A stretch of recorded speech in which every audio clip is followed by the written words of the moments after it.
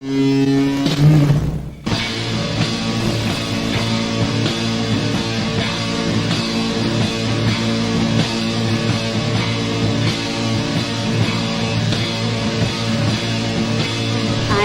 Morris with the NSA.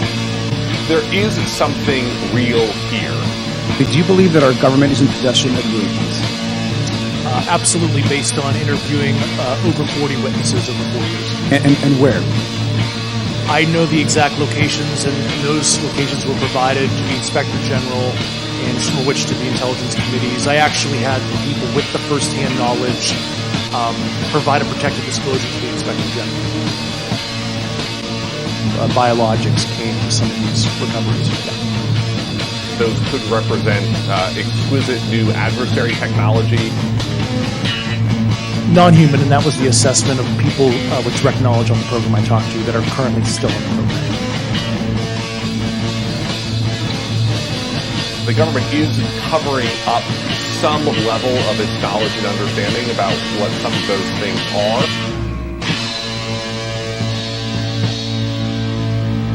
The Soul Foundation, which just announced a new initiative for UFO research and policy. It's nuts, man. I mean, we're just small-town buds who saw a UFO in the woods. I mean, now we're hanging out with the government. Wow. What floor were you guys on?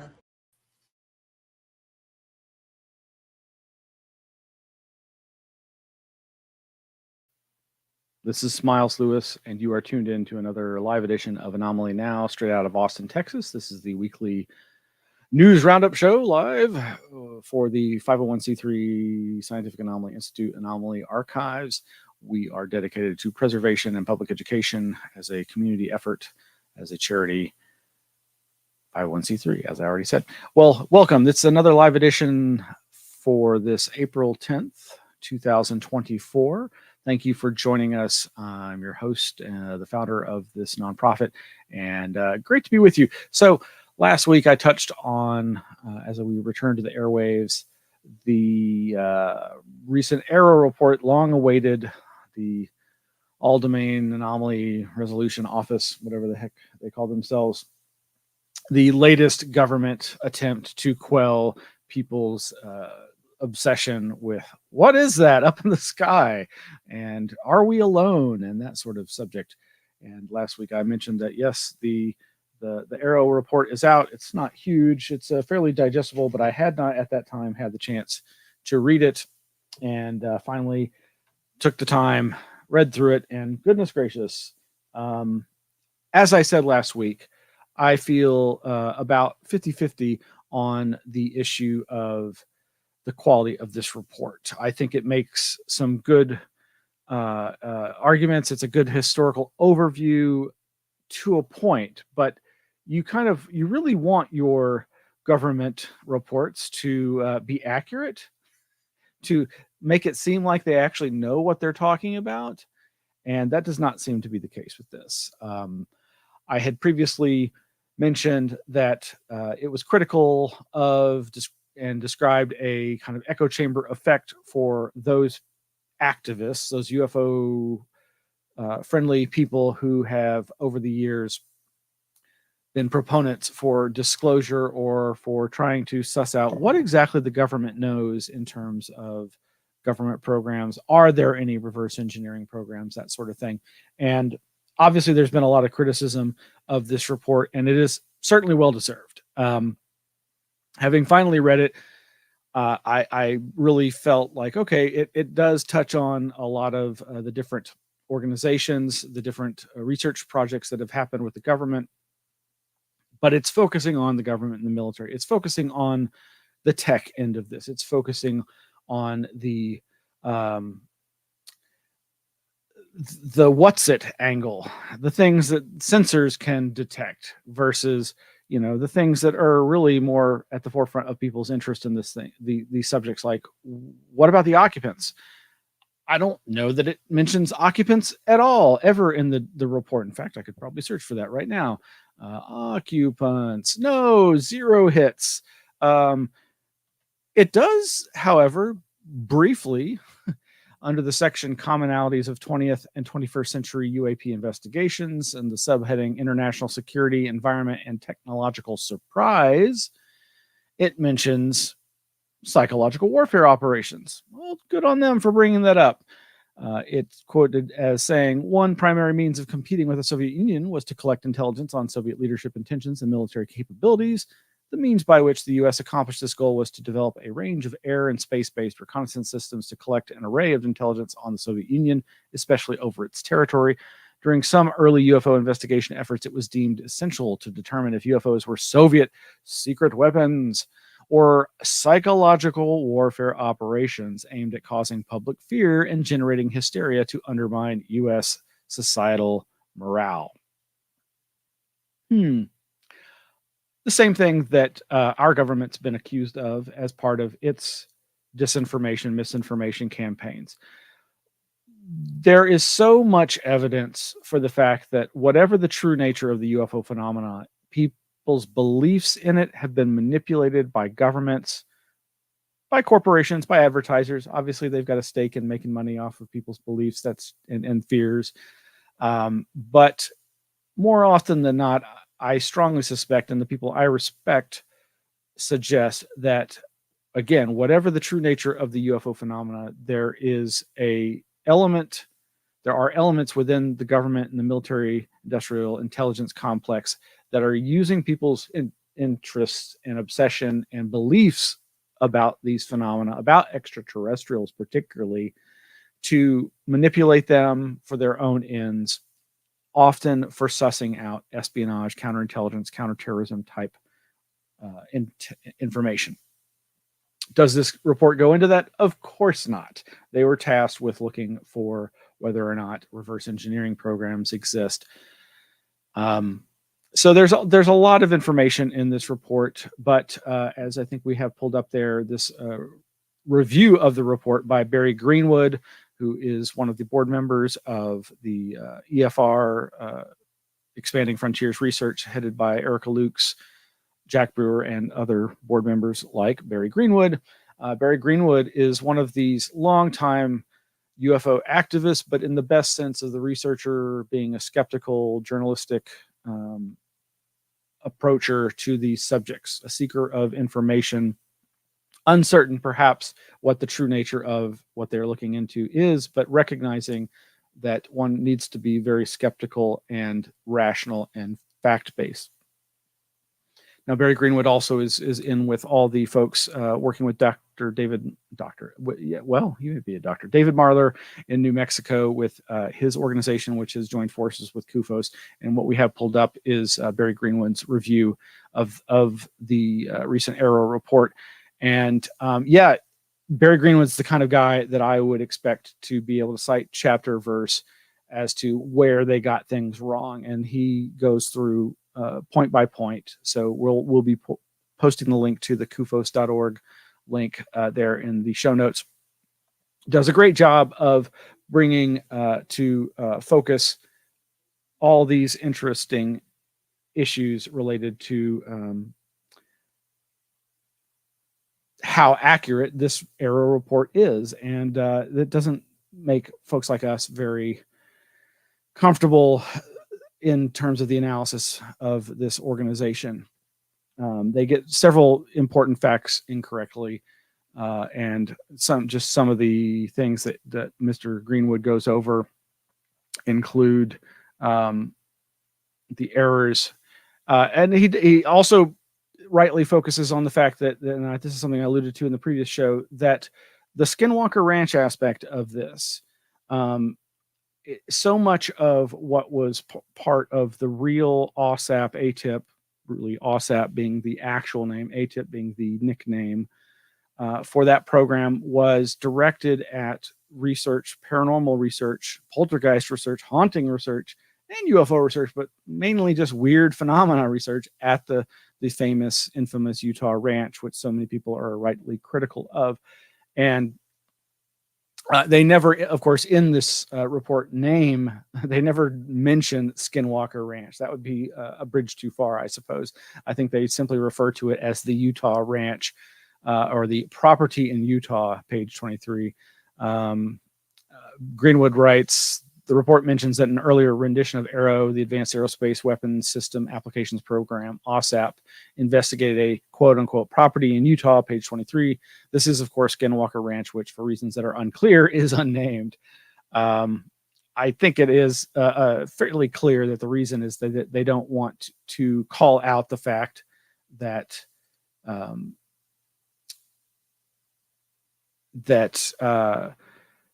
there's this component of this that was so focused on the paranormal, because of course I'm pretty sure Barry Greenwood, while he may have a passing interest in the paranormal and UFOs and ghosts and hauntings, UFOs are his bread and butter and his main area of focus.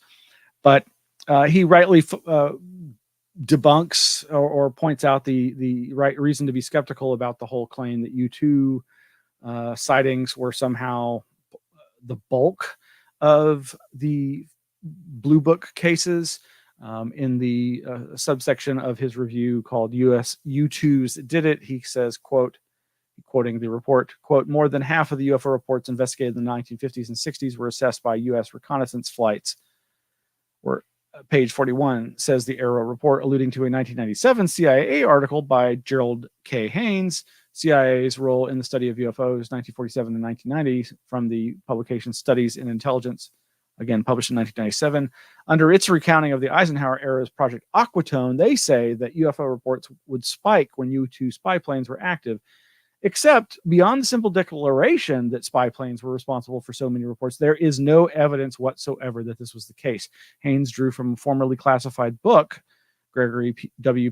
Pedlow and Donald E. Welzenbach's The CIA, the Central Intelligence Agency, and Overhead Reconnaissance, the U-2 and Oxcart programs, 1954 to 1974, published in 1972, which, when it was declassified, was found to have the same comment without evidential support. That support should have come in the form of detailed reports showing that a majority of Project Blue Book cases from the initiation of spycrafts were due to those flights. Does the record show this? Did the CIA keep a separate collection of its investigations into the majority of cases in its own files? Does Project Blue Book show that even a majority of their conclusions were aircraft? Unquote.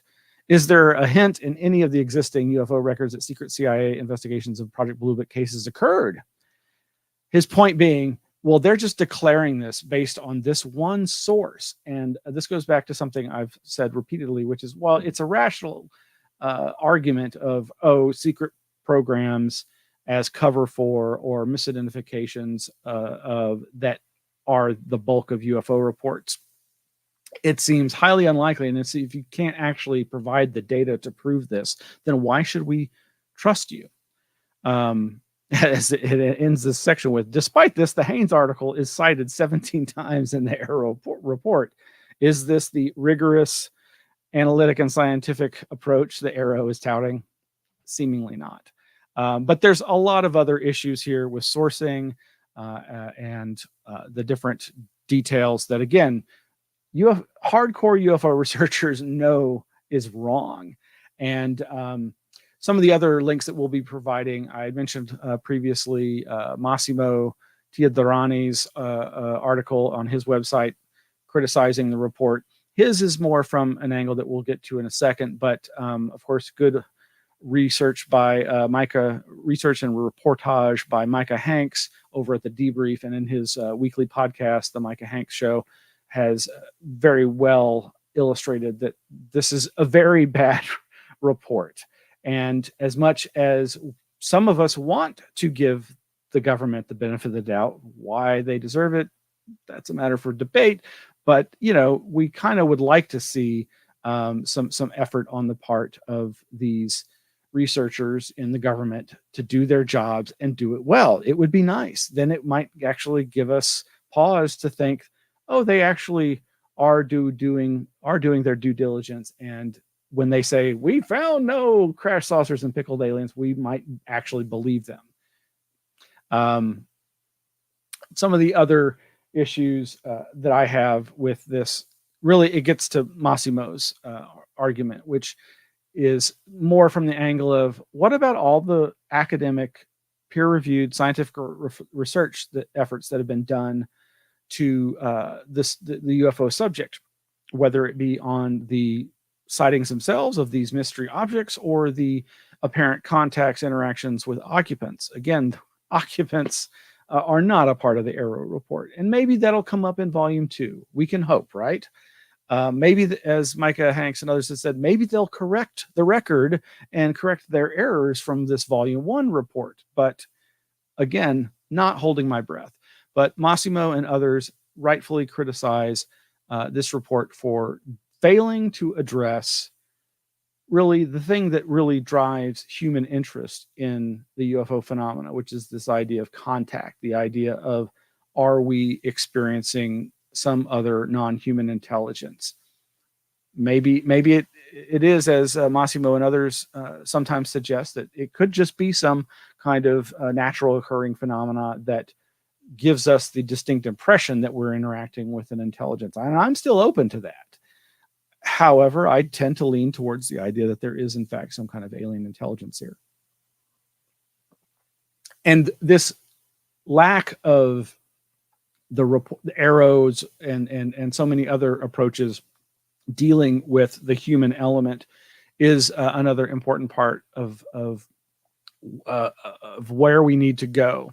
One last thing. In the comments to Barry Greenwood's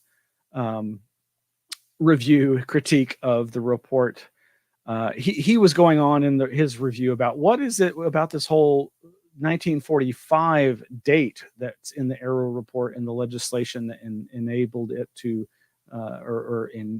mandates its reportage.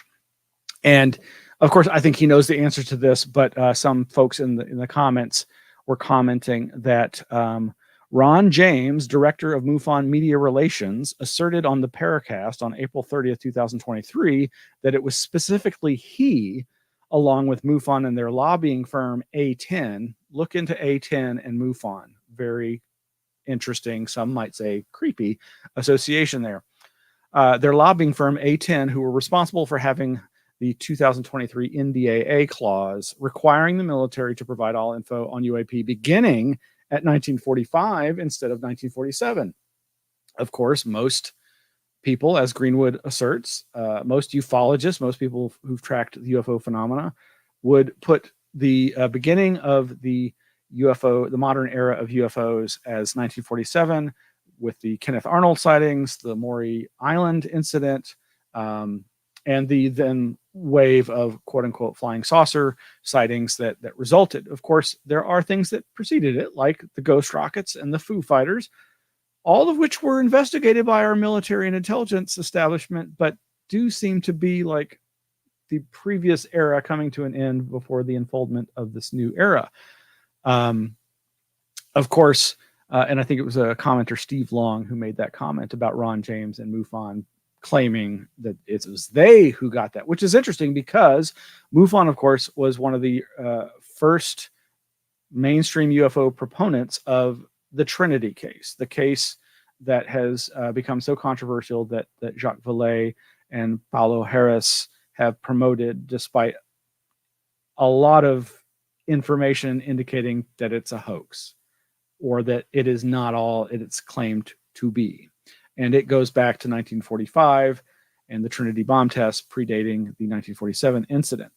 Now, I'll see if I can share this briefly here, but there is at the New York Times last year in January of 2023, an article, "Did aliens land on Earth in 1945? A defense bill seeks answers." And there in the article is Jacques Vallée, a longtime ufologist, astronomer, and computer scientist, said the amendment's inclusion in the defense bill was, quote, "an absolute turning point. This is what all scientists and my colleagues have always dreamed of," said Dr. Vallée, who has helped study reports of UFOs for the Centre National d'Études Spéciales, the French space agency. He said that the U.S. government's agreement to dig into the past meant, quote, "the stigma has been removed." Vallée has been studying the Trinity incident several years ago alongside yada, yada, yada.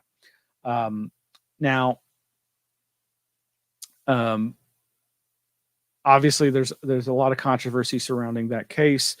a lot of concern for Vallée and his reputation based on his supporting it.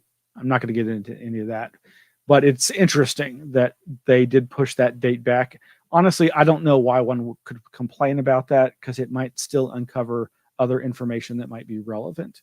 Has it so far, as revealed in this report? No. But then again, as we've indicated, the report is riddled with errors, fundamental factual errors of timelines and so forth. But maybe they'll rectify that.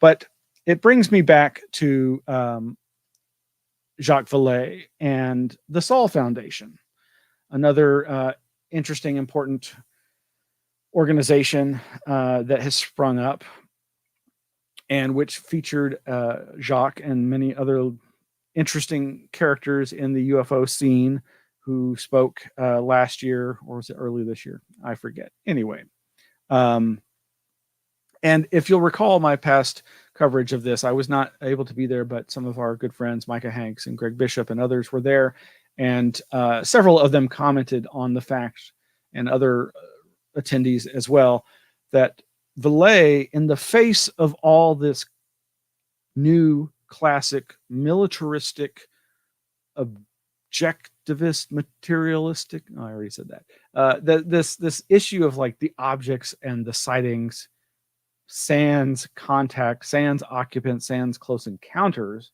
his mentor and friend Hynek, J. Allen Hynek, having come up with the classic close encounters scale of first, second, and third close encounters. He rebuked them in a sense at this conference, saying, what about all that?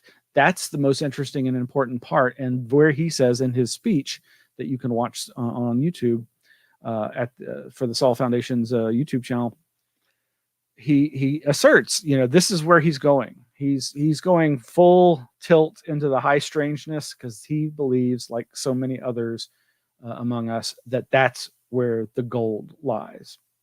Is he right? Is he wrong? I can, again, see both sides of the argument.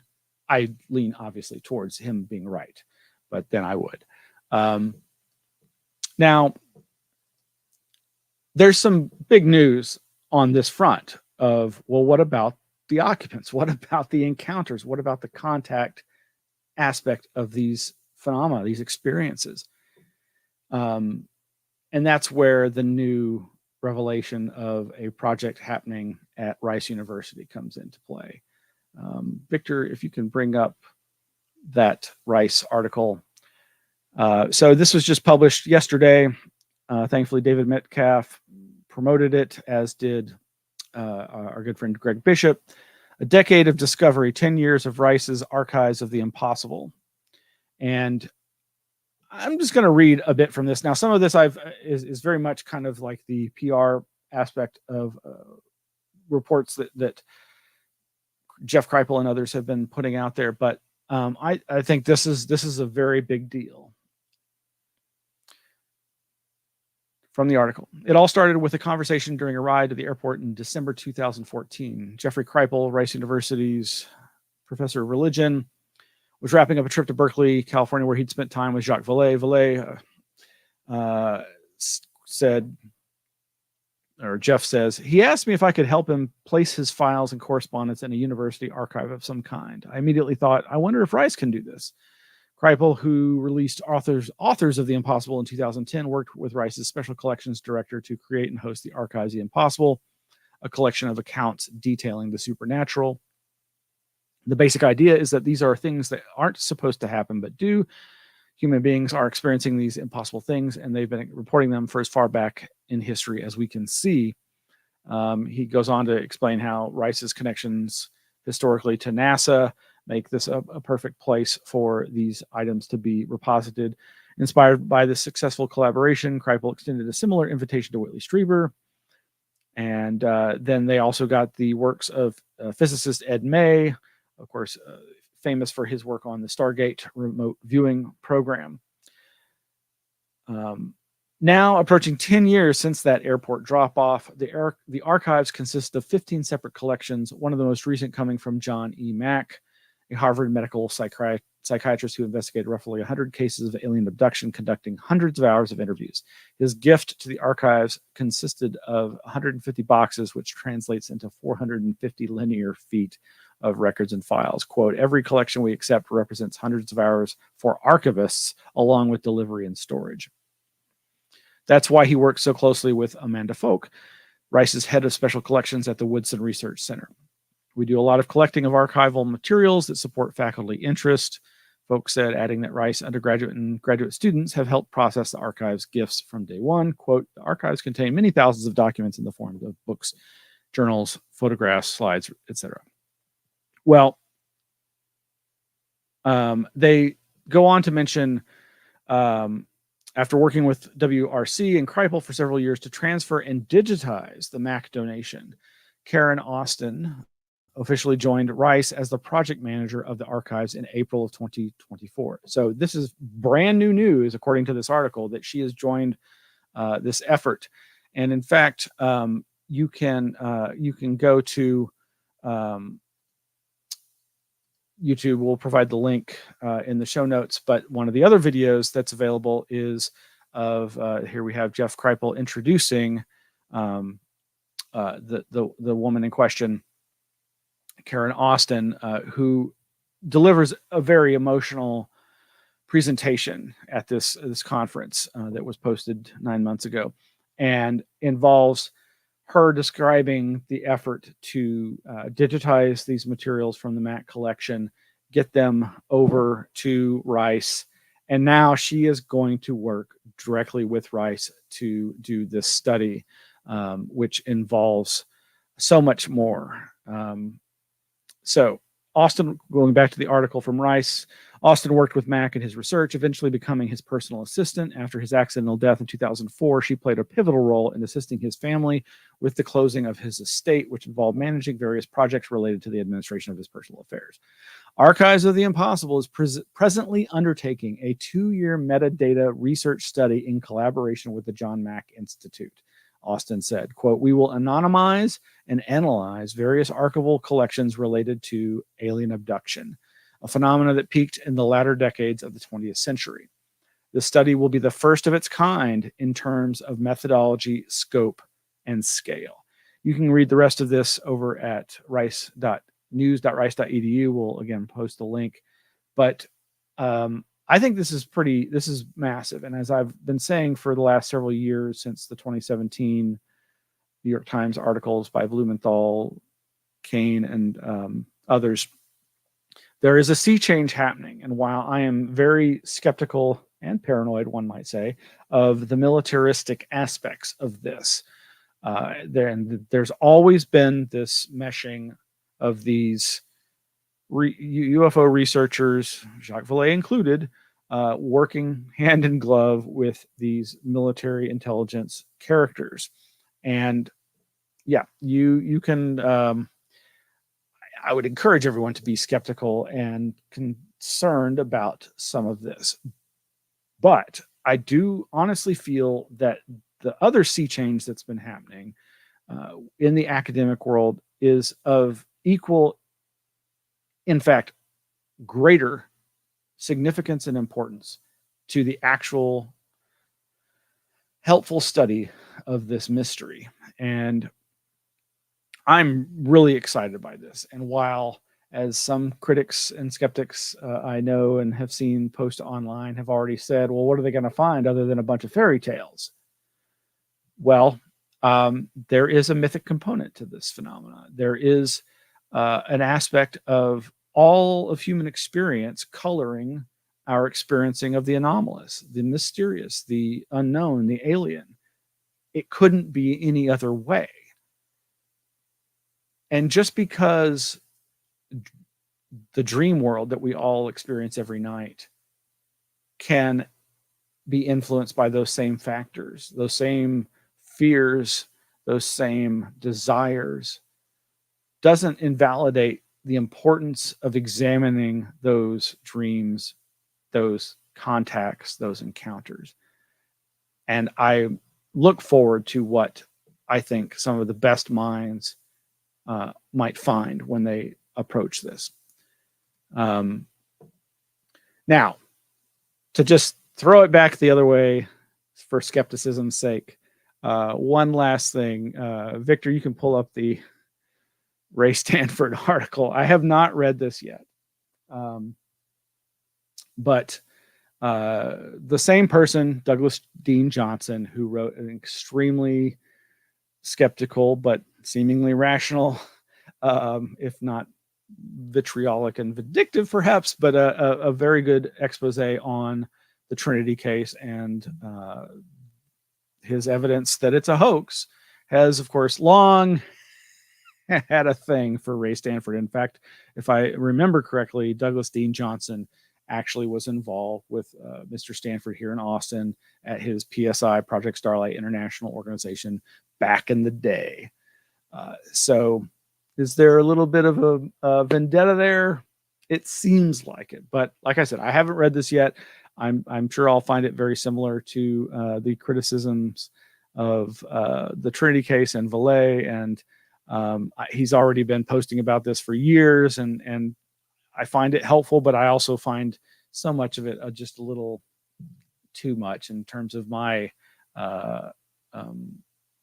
what I'm interested in terms of the UFO phenomenon. I think it is important for us to have skeptics, honest skeptics in this community. And I have plenty of skeptical and debunking friends who are interested in these subjects. What gets me is when I'm like, well, so do you think that there's anything to the true UFO phenomenon? Do you think that there is a there? Is there some kind of non-human consciousness at play? And if they're like, I don't care, well, so be it. That may not be their bailiwick, and maybe they're all just out to make a name for themselves or to do their part in trying to say minimize the impacts of mass belief in crappy third phase of the moon YouTube videos, or people that they disparage or feel are bad influences on the UFO community, like Dean Johnson feels about Ray Stanford. Oh, I'm going to jump back. One final thing here. So I did get to do a bit more reading when I was on vacation recently. I've still got a long way to go on volume 5 of Jacques Vallée's Forbidden Science journals. But as I was reading it, and this kind of goes back to the AARO and Grush whistleblowing type things. So this volume 5 is the journals of Jacques Vallée from 2000 to 2009. This is the height of the Bob Bigelow period of time, and right before, I believe, the creation of OSAP, and it's still during the NIDS 1.0 period, if you know what I mean.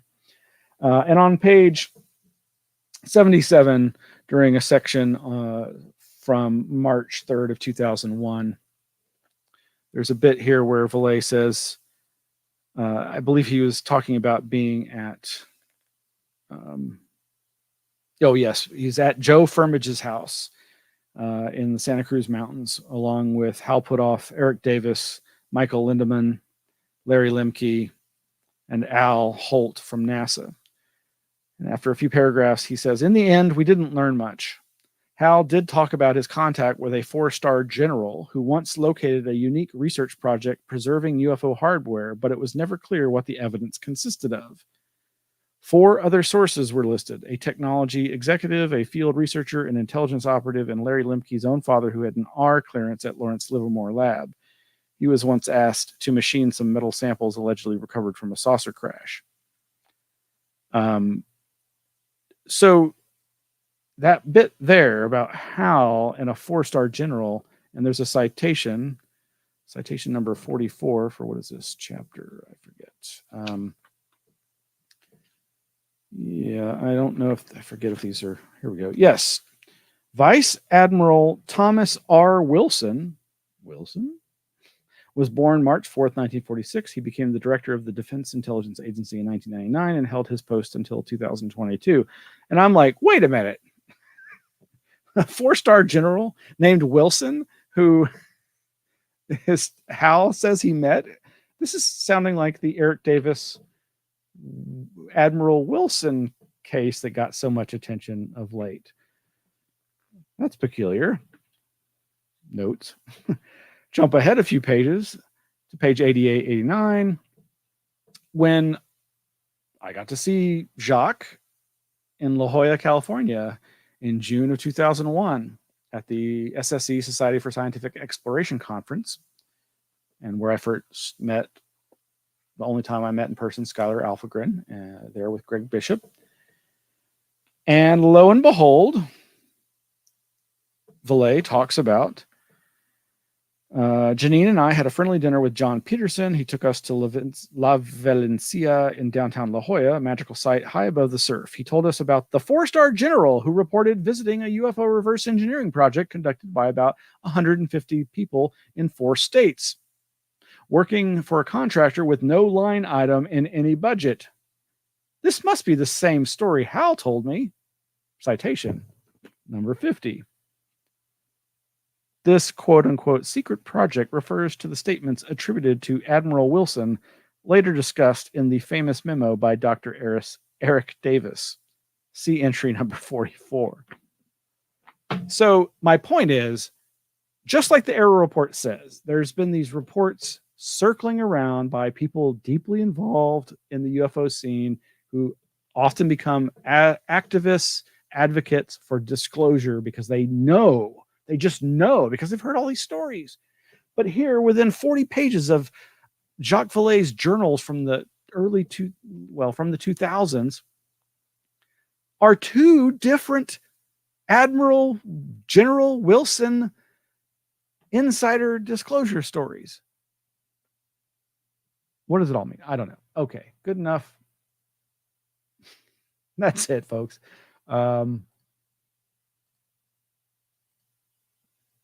I hope you had a good time tonight. We'll be back. There's lots more coming up soon. Really appreciate you tuning in and listening. And just so much great stuff coming up. And we'll see you on the flip side. Peace out.